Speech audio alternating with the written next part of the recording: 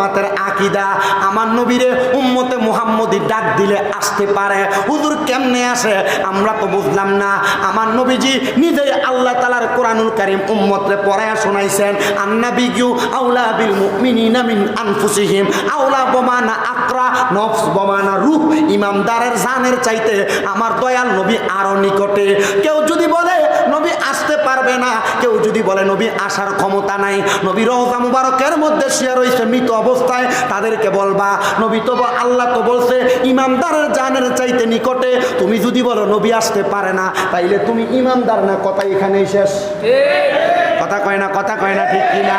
কেউ যদি বলে নবী আসতে পারে না, তাইলে তুমি ইমানদার না, কথা এখানে শেষ। আরেকটা প্রমাণ যদি লাগে এখানের মধ্যে প্রমাণ তারা এভাবে দিবেন, বলে হুজুর আমাদেরকে তো বলে না নবী আসতে পারে না। হ্যাঁ বাবা, নবী আসতে পারে না, কিছুক্ষণের জন্য মানবেন। মানার পর তারা প্রশ্ন করবেন, তুমি যখন তোমার এলাকার মধ্যে মানুষ মারা যায়, তোমার বাবা মারা গেছে, দাদা মারা গেছে, এলাকার মুরব্বী মানুষ মারা গেছে, মারা যাওয়ার সময় তুমি তারা যখন কবরে নামাও বিসমিল্লাহি ওয়া আলা মিল্লাতিল্লাহ, হ্যাঁ আল্লাহর মিল্লাতে দিছে, আল্লাহর মিল্লাতে তো দেয় নাই, বিসমিল্লাহি ওয়া আলা মিল্লাতে রাসূলিল্লাহ বলে কবরে দিলা।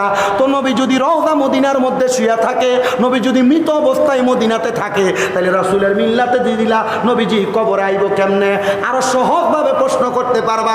কবরে 3 প্রশ্ন, মান রব্বুকা ওমান দীনুকা ওমান হাযার রাসূল। প্রথম প্রশ্ন তোমার রবকে, আপনি বললেন রব্বি আল্লাহ। দ্বিতীয় প্রশ্ন দীনি আল ইসলাম, আপনি বললেন দিন আপনার। দ্বিতীয় প্রশ্ন তোমার দিন কি, ওমান দিনুকা, আপনি বললেন দিন ইয়াল ইসলাম। কিন্তু তৃতীয় প্রশ্ন করবে ওমান হাযার রাসূল, এই ব্যক্তিকে চিনো কিনা?